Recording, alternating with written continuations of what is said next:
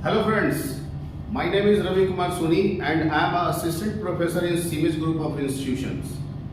आप मुझे देख रहे हैं हिस्ट्री ऑफ सी के सेकंड वीडियो में। ओके, किसी टेक्निकल ग्लिच की वजह से हिस्ट्री ऑफ सी जो पहला भाग है वो पूरा नहीं हो पाया था, तो इस भाग में मैं सबसे पहले हिस्ट्री ऑफ सी को पूरा करूंगा और उसके बाद आर्किटेक्चर ऑफ सी बताने की कोशिश करूंगा। ओके, तो चलिए हिस्ट्री ऑफ सी को शुरू करते हैं जहां पे पहला भाग एंड हुआ था। ओके, जैसा कि हिस्ट्री ऑफ सी में आप देख रहे होंगे कि मैंने बताया था कि सी लैंग्वेज के पहले बहुत सारे लैंग्वेजेस ऑलरेडी मार्केट में यूज किए जा रहे थे, लेकिन वो सभी किसी खास स्पेसिफिक पर्पसेस के लिए यूज किए जा रहे थे, जिसमें असेंबली सिस्टम सॉफ्टवेयर के लिए यूज किया जा रहा था, कोबल बिजनेस पर्पस के लिए यूज किया जा रहा था, फॉर्ट्रेन इंजीनियरिंग पर्पस के लिए था, पास्कल साइंटिफिक पर्पस के लिए था और बेसिक लैंग्वेज लर्निंग पर्पस के लिए था। ओके, कहीं ना कहीं उस समय के प्रोग्रामर को अगर वर्सेटाइल होना होता था, यानी हर तरह के सॉफ्टवेयर को अगर डेवलप करना होता था, तो उसको 5-5 लैंग्वेजेस सीखने पड़ते थे, जो एक कॉम्प्लेक्स टास्क था। इसी कॉम्प्लेक्सिटी को रिड्यूस करने के लिए, ठीक है, कुछ रिसर्च स्कॉलर ने सोचा कि क्यों ना हम एक ऐसे लैंग्वेज एज अ रिसर्च के तौर पे एक ऐसे लैंग्वेज हम लोग डेवलप करें जो वर्सेटाइल हो, जिसमें हर तरह का काम किया जा सके, हर तरह के सॉफ्टवेयर डेवलप किए जा सके। इसी सोच के साथ उस समय कुछ रिसर्च स्कॉलर ने एक लैंग्वेज डेवलप किया and that language was algorithmic language, इसका नाम रखा गया। ठीक है, और इन्होंने अपना रिसर्च इसमें पूरा किया। ओके, और मार्केट में इसे पब्लिश किया, लेकिन एल्गो जब मार्केट में आया तो प्रोग्रामर ने, यूजर ने इसे अडॉप्ट करने से मना कर दिया और कहा कि इसमें बहुत सारी प्रॉब्लम्स हैं। ओके,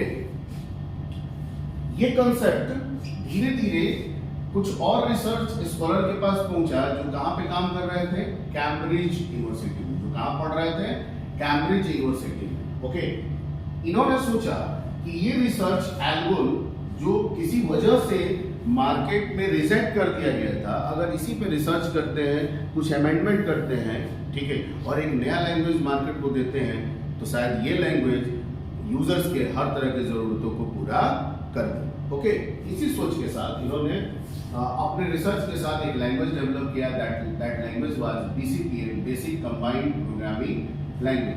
BCPL का फुल फॉर्म हो गया basic combined programming language, Cambridge university में। ओके, और इन्होंने अपना रिसर्च भी पूरा किया और मार्केट को BCPL दिया। BCPL मार्केट को जब दे दिया, ठीक है, तो मार्केट यानी यूजर्स और प्रोग्रामर ने BCPL को भी रिजेक्ट कर दिया और कहा कि इसमें भी प्रोग्रामिंग करना काफी टफ काम है। ओके, क्यों टफ है, ये आगे हम लोग नेक्स्ट पॉइंट पे जाएंगे। ओके, थोड़ा सा हिस्ट्री को मोल्ड करते हैं, इसी को कंटिन्यू बाद में करेंगे, थोड़ा सा डाइवर्ट करके हम कहीं और चले जाते हैं।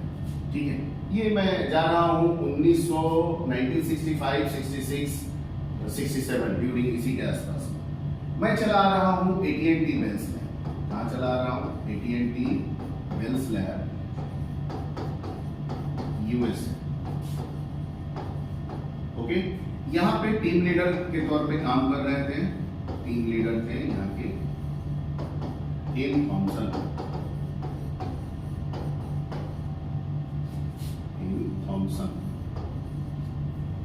ठीक है,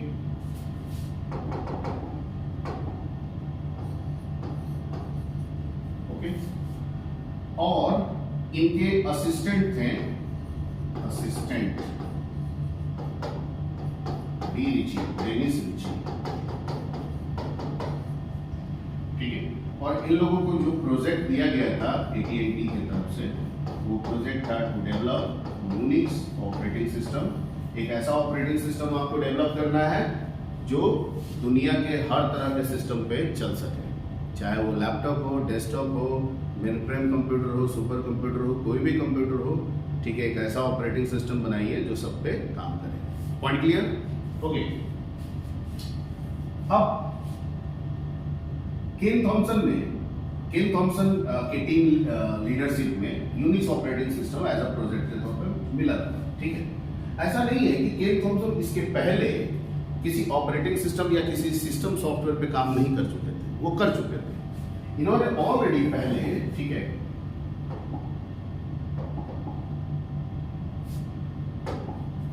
इन्होंने ऑलरेडी पहले इस असेंबली लैंग्वेज को, जो पहले 85 फैमिली के लिए अलग और 86 फैमिली के लिए अलग था, इन्होंने कुछ operating system based system software बनाए थे, जिनमें एक था PDP 1 से लेके PDP 4 तक जो 85 फैमिली के लिए था, और PDP 5 से लेके PDP 12 तक जो 86 फैमिली के लिए था। ओके, ये ऑलरेडी कर चुके थे, लेकिन तब प्रोसेसर के दो फैमिली थे, एक 85 फैमिली अलग था और एक 86 फैमिली अलग था। ओके, बाद में इंटेल ने 85 फैमिली को ड्रॉप कर दिया और कंटिन्यू किया 86 फैमिली में। ओके, अब इनको यूनिक्स बनाना था। ये असेंबली में 86 फैमिली, चूंकि 85 फैमिली ऑलरेडी ड्रॉप हो चुका था, इसको भी अडॉप्ट करके वो लेके आगे बढ़ सकते थे। ठीक है, लेकिन इन्होंने सोचा कि ऑलरेडी कुछ रिसर्च स्कॉलर जिस मोटो को लेके काम कर रहे हैं, वो मोटो तो परफेक्ट है कि एक ऐसा वर्सेटाइल लैंग्वेज मिले, एक ऐसा लैंग्वेज मिले जो हर सिस्टम पे चले और हर तरह के सॉफ्टवेयर को डेवलप करे। अगर ऐसा सॉफ्टवेयर मिल जाएगा तो हम यूनिक्स भी डेवलप करेंगे, तो वो भी तो हर सिस्टम के लिए हो जाएगा। तो बेहतर विकल्प है कि यूनिक्स में डायरेक्ट काम करने से अच्छा विकल्प है कि पहले क्यों ना इस रिसर्च को आगे बढ़ा के हम एक ऐसा वर्सेटाइल लैंग्वेज क्रिएट कर लें जिसमें हर तरह का काम किया जाना संभव हो। ठीक है, इसी पर्पस के साथ इन्होंने अपने टीम के साथ एक लैंग्वेज पे काम किया और उस लैंग्वेज का नाम रख दिया बी। ओके, बी लैंग्वेज बन गया। अब बी लैंग्वेज बन गया तो केन थॉमसन ने कहा अपनी टीम को कि भाई हमारा जो बेसिक प्रोजेक्ट है वो तो यूनिक्स है, तो चलिए इसका कोडिंग शुरू किया जाए। तो यूनिक्स का 25% के आसपास, नियर अबाउट दिस, ठीक है, कोडिंग जब किया गया यूनिक्स का, तो इन्हीं के टीम ने हाथ खड़े कर दिए कि भाई बी में यूनिक्स को डेवलप करना मुश्किल है, इसमें भी ढेरों सारी कॉम्प्लेक्सिटी है। अब ये कॉम्प्लेक्सिटी क्या है मैं आगे डिस्कस करूंगा। ओके, इसके बाद as a team leader Ken Thompson इस कंपनी से हट गए। ठीक है, और इनकी जगह पे टीम लीडर बन गए कौन? इन्हीं के असिस्टेंट जो थे, that is Dennis Ritchie. Okay, ये बन गए टीम लीडर। ओके, अब इन्होंने कहा भाई डेवलप तो यूनिक्स ऑपरेटिंग सिस्टम करना है, लेकिन पहले तो ठीक करना पड़ेगा अपनी को। तो इन्होंने अपने टीम के साथ कहा कि चलो पहले सर्वे करते हैं कि ऐसा क्या हुआ जो था कि एल्गोल भी सक्सेस नहीं हुआ, BCPL भी सक्सेस नहीं हुआ, कहीं ना कहीं इसी को फॉलो अप करके हम लोग बी भी बना रहे थे, ये भी सक्सेस नहीं हुआ। जब अपनी टीम के साथ मिलके इन्होंने इन तीनों लैंग्वेज को फॉलो अप किया तो ये रियलाइज किया कि ये इसलिए नहीं चले क्योंकि ये सारे लैंग्वेज बने थे टाइपलेस। टाइपलेस का मतलब होता है no concept of data type. इनमें डेटा टाइप का कोई कंसेप्ट था ही नहीं। तो अगर डेटा टाइप का कंसेप्ट नहीं है तो वैल्यू तो सिर्फ वैल्यू है। ठीक है, we can't bifurcate the value is integer, the value is float, value is character, value is string, value is boolean. ये तो लैंग्वेज पहचान बना के रख ही नहीं सकता है, क्योंकि लैंग्वेज तो सिर्फ जान रहा है कि वैल्यू वैल्यू है। तो अब अगर एक प्रोग्रामर को मैथमेटिकल वर्क करना है तो उसको तो बाइफरकेट करना होगा कि कौन सा इंटीजर वैल्यू है, कौन सा कैरेक्टर वैल्यू है, कौन सा बुलियन वैल्यू है, कौन सा स्ट्रिंग वैल्यू है। This is the complex task. Okay, तो कहीं ना कहीं ये एक वजह बना था इन सारे लैंग्वेज के फ्लॉप होने की वजह से। तो इन्होंने अपने टीम के साथ कहा कि चलो हम लोग बीट पे मिलकर रिसर्च करते हैं और एक नया लैंग्वेज देने की कोशिश करते हैं जो टाइपफुल लैंग्वेज होगा। और इन्होंने रिसर्च भी किया और नया लैंग्वेज सी बनाया जो एक टाइपफुल लैंग्वेज हो गया। ठीक है, जिसमें डेटा टाइप का कंसेप्ट है। और जो लोग भी सी लैंग्वेज पढ़ रहे हैं वो डेटा टाइप भली बात ये यूज करते होंगे, जिसमें उन लोगों को इंटीजर, INT, ठीक है, फ्लोट, कैर, लॉन्ग, डबल, ये सारे बेसिक्स डाटा टाइप उनको बताए जाते हैं। ठीक है, तो जैसे ही डाटा टाइप का जैसे ही इसमें डाटा टाइप का कंसेप्ट रखा गया, ठीक है, लैंग्वेज ने डेटा की पहचान बनानी शुरू की। और चूंकि लैंग्वेज डेटा की पहचान बना के रखना शुरू किया, इसलिए किसी भी तरह का काम, चाहे वो मैथमेटिकल काम हो, चाहे वो कैरेक्टर बेस्ड काम हो, चाहे वो स्ट्रिंग बेस्ड काम हो, काम करना आसान हो गया। और चूंकि काम करना आसान हो गया तो ऑब्वियसली सॉफ्टवेयर डेवलप भी करना क्या हो जाएगा, आसान हो जाएगा। तो हुआ कि जब सी बन ही गया है और हम इसमें जो भी ड्रॉबैक्स थे उस ड्रॉबैक्स को हम रिजॉल्व भी कर दिए, तो चलो बचा हुआ इसमें का जो 75% कोड है वो हम किसमें लिख रहे हैं, सी लैंग्वेज में लिख रहे हैं, ठीक है। और यूनिक्स पूरा हो गया, लेकिन ठीक है कंपनी के द्वारा जो प्रोजेक्ट मिला था वो यूनिक्स था, सी पहले डेवलप हुआ था, लेकिन लॉन्च मार्केट में 1971 में सबसे पहले यूनिक्स को किया गया और बाद में 1972 में इसको डेवलप लॉन्च किया गया, सी को किया गया। ओके, जब सी मार्केट में 1972 में आया और जब प्रोग्रामर इसको यूज करने लगे पूरी दुनिया में, तो प्रोग्रामर ने कहा कि भाई ये तो काफ़ी पावरफुल लैंग्वेज है जिसमें हर तरह की प्रोग्रामिंग की जा सकती है, चाहे वो प्रोग्रामिंग सिस्टम सॉफ्टवेयर से रिलेटेड हो, चाहे वो प्रोग्रामिंग एप्लीकेशन सॉफ्टवेयर से रिलेटेड हो।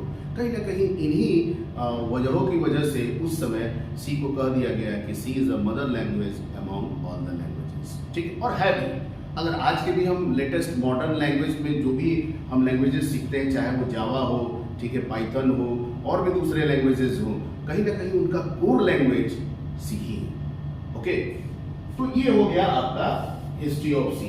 ओके, पहले भाग में टेक्निकल ग्लिच की वजह से आपका आई थिंक एनुअल बता रहे हैं तो वहां से कट ऑफ हो गया था, मैंने वहीं से स्टार्ट करके हिस्ट्री ऑफ सी को पूरा कर दिया। तो आई होप सो कि हिस्ट्री ऑफ सी आपको भली बात यहाँ पे समझ में आ गया होगा।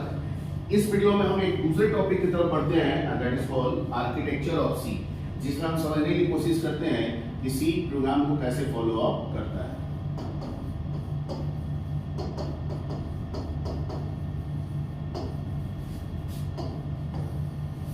Architecture of C. ओके, हम जानते हैं कि सी जो है वो एक कंपाइलर बेस्ड लैंग्वेज है। Compiler based language, okay, third generation language है, हाई लेवल भी है प्लस लो लेवल भी है, इसलिए इसे मिडिल लेवल भी कहा जाता है। ओके ओके, अब आर्किटेक्चर समझने के लिए सबसे पहले हम जो सी में प्रोग्राम डेवलप करते हैं उसे हम लोग नॉर्मली सोर्स कोड करते हैं। क्या करते हैं? Source code. ओके, ये नॉर्मली सोर्स कोड हम लोग हाई लेवल में लिखते हैं। ओके, हमारे लिए तो हाई लेवल ही है। ओके, हम थर्ड जनरेशन में काम कर रहे हैं। इसका एक्सटेंशन बनता है .c। ये जो हम सोर्स कोड सी में तैयार करते हैं जिसे प्रोग्राम फाइल भी कहा जाता है, ओके, इसका एक्सटेंशन होता है .c और ये एक तरह से नॉर्मल टेक्स्ट फाइल की तरह है। क्या है? टेक्स्ट फाइल की तरह। ओके, जैसे आप नोटपैड में कोई फाइल क्रिएट करते हैं, बस उसी तरह से है, सिर्फ ये है कि इसका एक्सटेंशन .c है एंड दैट्स व्हाई ये सी कंपाइलर के द्वारा, सी के लाइब्रेरीज के द्वारा फॉलो अप होगा। अगर इसका एक्सटेंशन .c नहीं रहता तो ये फॉलो अप नहीं होगा। ओके, जब हम सोर्स कोड क्रिएट करते हैं तो ये सोर्स कोड को हम इंटरैक्ट कराते हैं, ठीक है, सी के लाइब्रेरीज के द्वारा, जिन्हें आप हेडर फाइल्स भी कहते हैं, जिन्हें आप क्या कहते हैं? हेडर फाइल कहते हैं। ओके, ये लाइब्रेरीज एक तरह से ग्रामर और डिक्शनरी का काम करते हैं। ग्रामर और डिक्शनरी का काम करता है, साथ साथ एक तरह से ट्रांसलेटर का भी काम करता है। ठीक है, अब आपके कोड को लिखे गए ये अपने लाइब्रेरी के साथ मैच करता है, ठीक है, और जब मैच हो जाता है कि आपने जो लिखा है वो मेरे ग्रामर डिक्शनरी से मैच हो जा रहा है, तो ये उसे ट्रांसलेट करके एक स्पेशल कोड में कन्वर्ट कर देता है जिसको हम लोग कहते हैं ऑब्जेक्ट कोड। जिसको हम लोग क्या कहते हैं? Object code. ठीक है, ये एक्चुअली लो लेवल होता है। आप इसे असेंबली भी कह सकते हैं। आप इसे क्या समझ सकते हैं? असेंबली, यानी हम काम सी में कर रहे हैं पर कन्वर्ट हो जा रहा है असेंबली कोड में, और इसका एक एक्सटेंशन बना देता है .obj। ओके, यानी सी लाइब्रेरीज के साथ मिलके एक नया फाइल क्रिएट कर देता है, क्या? .obj। ओके, रन करते समय बेसिकली इस .obj का ही इंपॉर्टेंस है, इस .c का कोई बेसिक इंपॉर्टेंस नहीं है। एक बार अगर ऑब्जेक्ट फाइल बन गया इस .c का, तो डॉट सी रहे ना रहे कोई फर्क नहीं पड़ता है, रन करते समय हमें सिर्फ किससे मतलब है, डॉट को। ओके, इस फेज को हम लोग कंपाइलेशन करते हैं। इतने प्रोसेस को हम लोग क्या करते हैं, कंपाइलेशन।